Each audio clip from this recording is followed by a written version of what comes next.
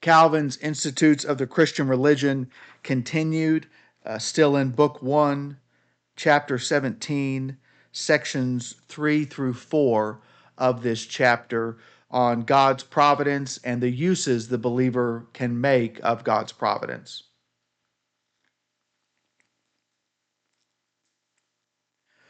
One of the things Calvin says the believer will develop is modesty and humility as we begin to understand God's providential working over our lives more and more. He says this will have two practical outworkings. The first of which is the believer who's grown a sufficient depth of understanding of God's sovereignty and providence will not murmur and complain at past adversity that God has brought into their life. They won't murmur, they won't complain, they won't grumble about the difficulties that have entered their life in the past. Short to say, practically speaking, they'll be humble, modest people who get over it and move on and still have a childlike joy, faith, trust, and the fatherly provision of God over them. The second thing is they will not lay blame for their own remaining sinfulness and wickedness at the feet of God.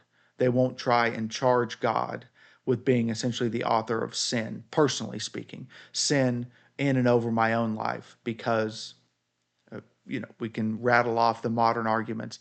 I was born this way. I just couldn't help it.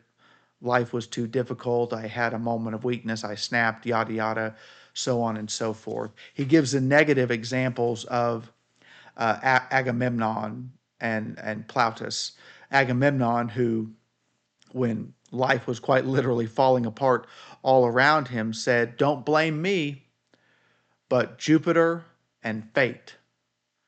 It was fated to happen. I have no responsibility or agency to be accounted for within this situation. Don't blame me, but blame Jupiter and fate." No, that's a cop out. Or Plautus, who, in view of the mounting difficulties of life and his own depression, decided to tie himself to a rock and cast himself in the river and just die, commit suicide in that way. No, we have to avoid that sort of nonsense, that unbiblical argumentation that allows us to murmur about past and present difficulties and to lay blame for sin at the feet of God.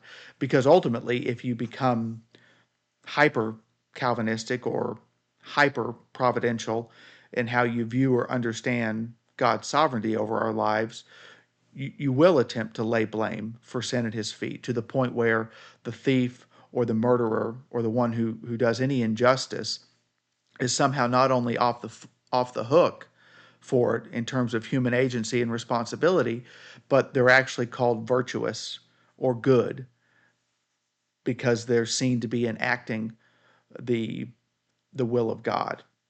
No. Scripture not only doesn't go there, it directly argues against that and in favor of a remaining human agency under the will of God. Calvin would highlight Proverbs 16 in the next section here. A man's heart devises his ways, but the Lord directs his steps. A man's heart, my heart, can devise the way that I want to go, but the Lord directs my steps. Proverbs 16:9. What is that getting at?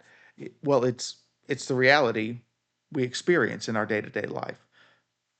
That yes, God might be in control, but I need to provide for myself. I need to make wise plans.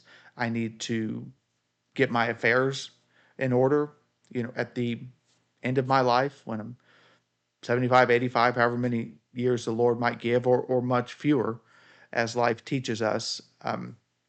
We need to exercise wisdom and diligence and fulfill duties under and in and through and in accordance with what God has revealed in his will.